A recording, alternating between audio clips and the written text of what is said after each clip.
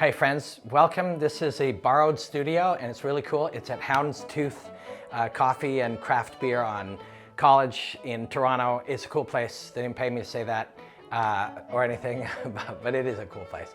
Ask Robin Black, you give me questions and I use them as little, invitations to wander out into the forest of nonsense, trying to find ways that I can maybe draw something valuable out of them. So let's get after it. All right. First question, great question, Russellburg Steelers. How do the principles of timing and flow in martial arts translate to making effective decisions in everyday life? How do the principles of timing and flow in martial arts translate to making effective decisions in everyday life? That is my kind of question. And that's very much what I'm into right now is, at this stage of my life, personally, I'm older than probably a lot of people that are watching this. That just happens real quick, by the way, just so you know. You're young right now. You really be present in your moments because it all goes pretty fast. Next thing you know, you're the old guy in the room. But yes, this is what I'm very much into. How can we study, or how does the study of martial arts make your life better, right? Now, if you train, moving your body, pushing yourself, learning new skills, getting yourself tired, overcoming things, all of that, of course, is good for you. It's good for your kids. If your kids study martial arts or anything like that, it's good for you. But the actual study, the process of learning and understanding actually, is a metaphor. I like to say this all the time. Martial arts is a metaphor for life itself. And it very much is. Truth is, if you study anything in depth, you go into a chef who's been a chef for 30 years, they'll tell you being a chef is a metaphor for life itself because you see truths in all of these things. But you asked very specifically about flow and making decisions. And, there's a lot to that. There's a lot to that.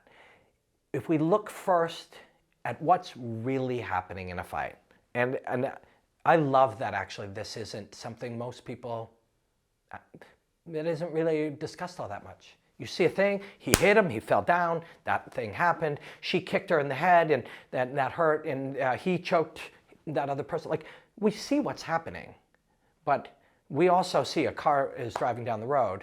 Well, how does it work? What's a steering wheel? How does the engine work? Who's driving it? What is the person experiencing when they're driving? There's a lot more going on than the car turned left, and there's a lot more going on than the kick landed on the head, right?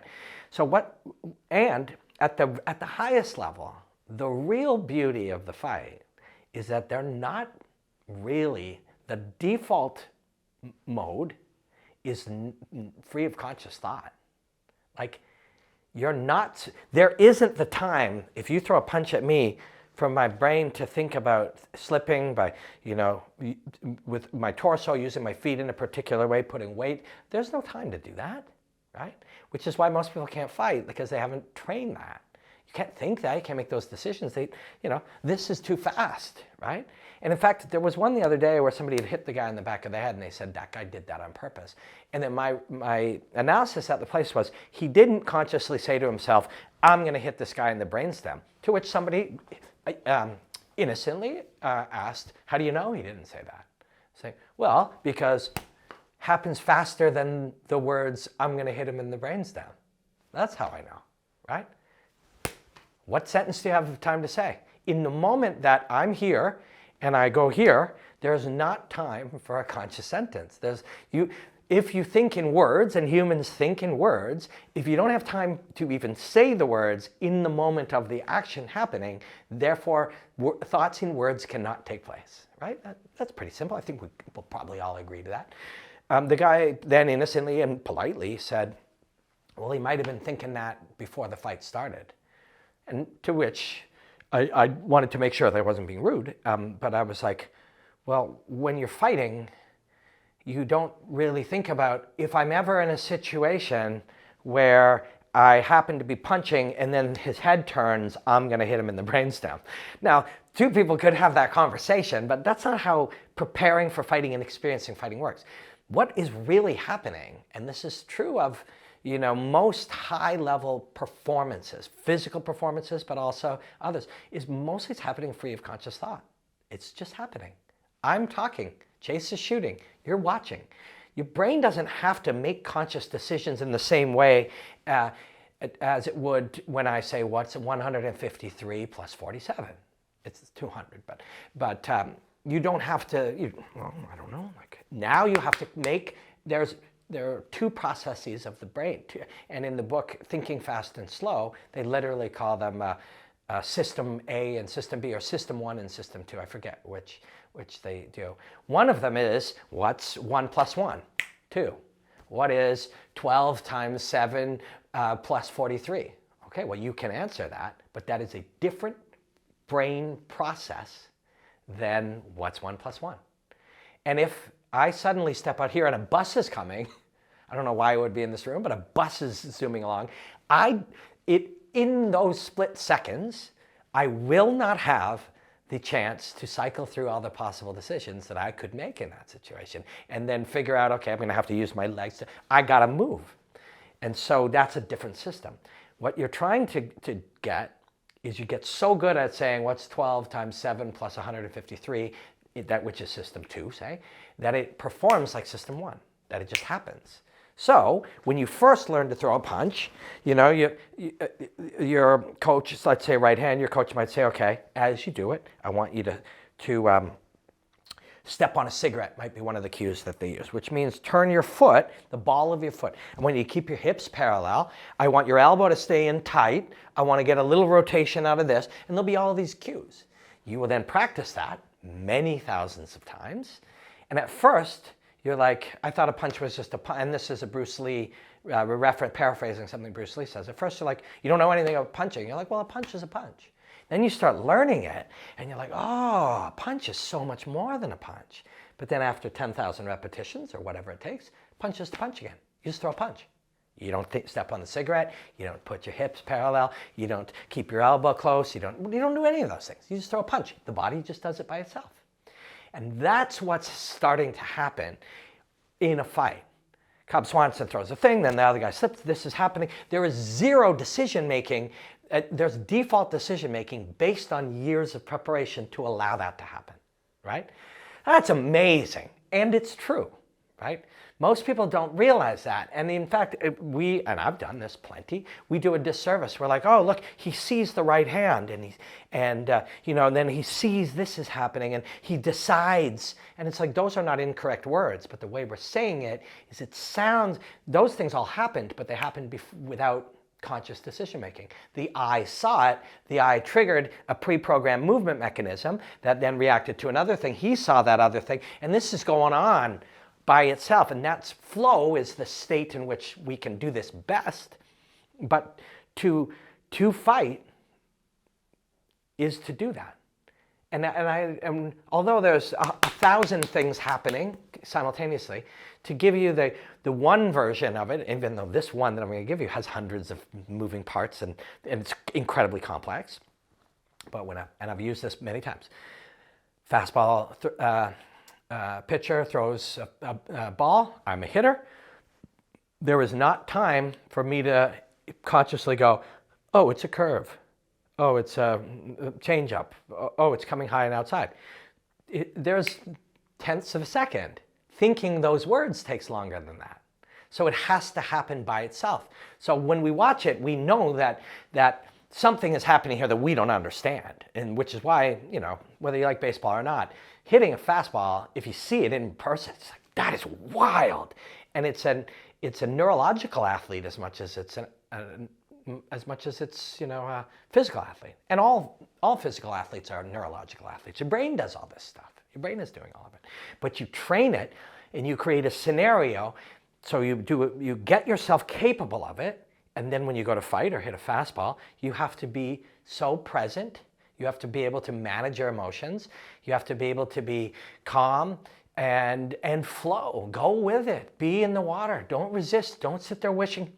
If you miss a punch, and I'll make sense of how this I'll do my best, how this all connects in life. But when you throw a punch, if you miss, you spend 1 minute wishing you had landed it, and you're done.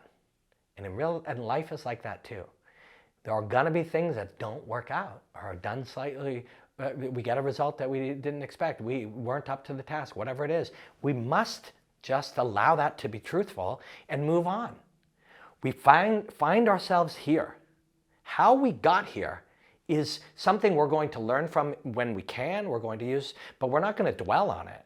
There's lessons to be learned there, but we are here. How we got here isn't as important as what we do here, right?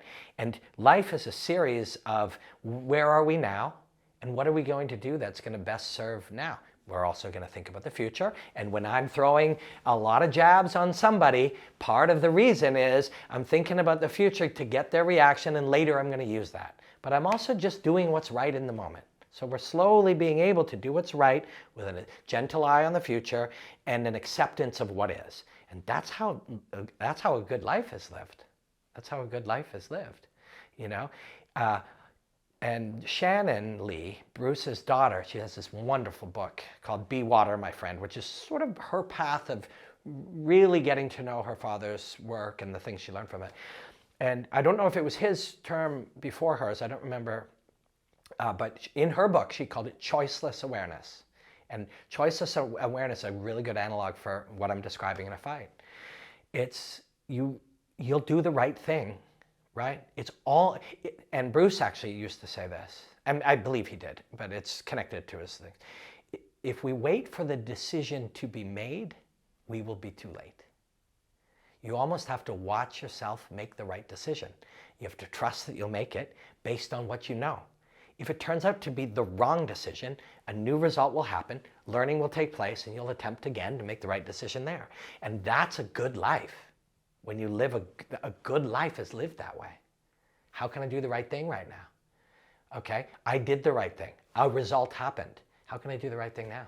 How can I be here, not distracted by what I should have done or could have done or might have said or should have told that guy? Not be overly concerned about what's going to happen when I get off the plane tomorrow in Amsterdam. I'm going to be really tired. I'm right here. I'm right now. I'm giving you the best work that I can. I'm hanging out with Chase. After that, we're going to do something else. We're going to do it the best that we can.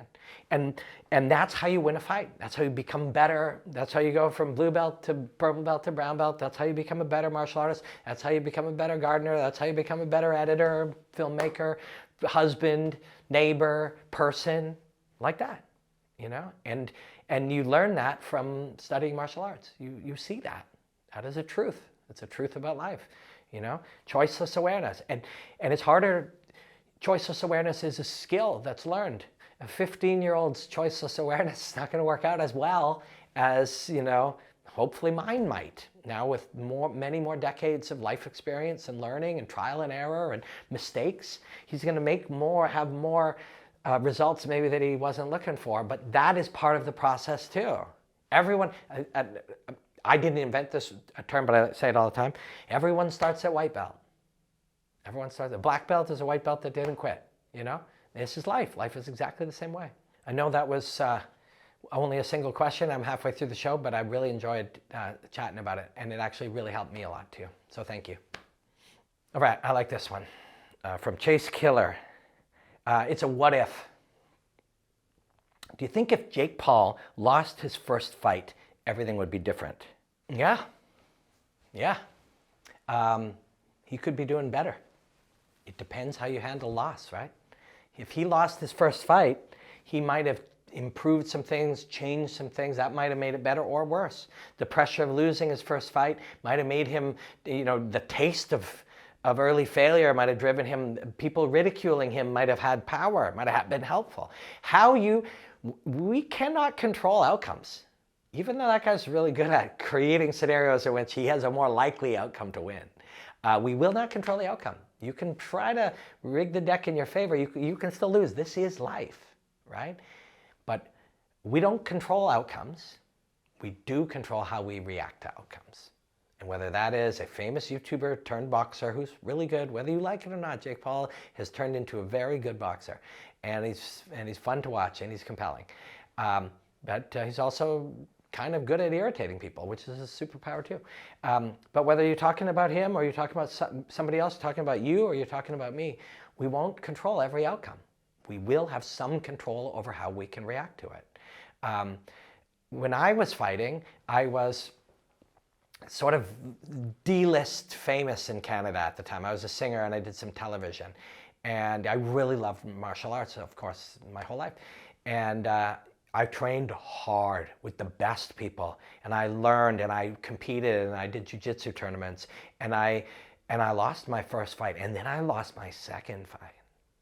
And I think of this the opposite of Jake Paul. Had I won that first fight, I don't think my experience would have been anywhere near as good as it was, because the failure caused me to reassess. It caused me to learn about the truth about myself and my place in the world at the time, and how difficult it was.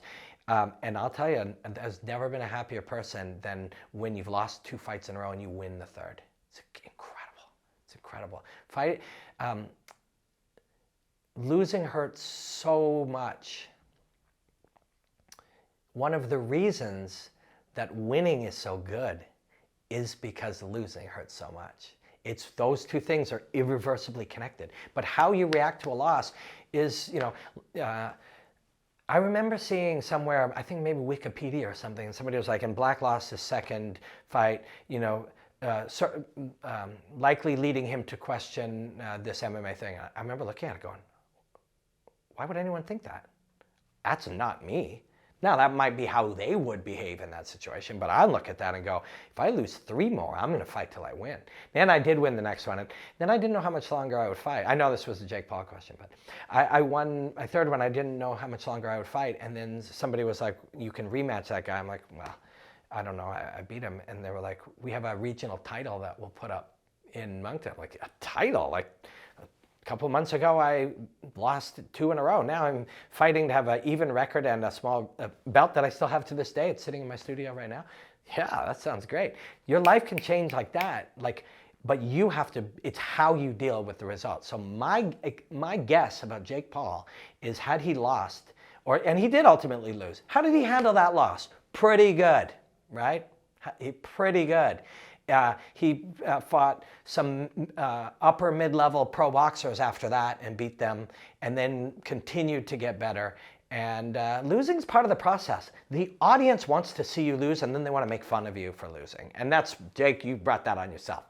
But that doesn't have to matter to you.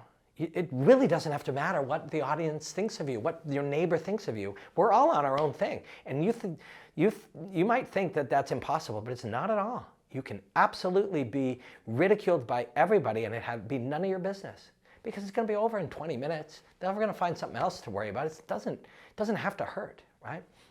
All right, I'm sorry this was a short one, or maybe you're happy that it was a short one. Maybe I go on too long. I don't know.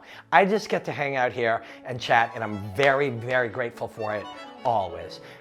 If you want to get I do every few days I do kind of a newsletter, Good Vibes. It's always free. The link is in my bio on my Instagram. Please check it out, and give me a follow. I don't know what they do about a bell and stuff. Just do that if you can. Thank you. Blackout.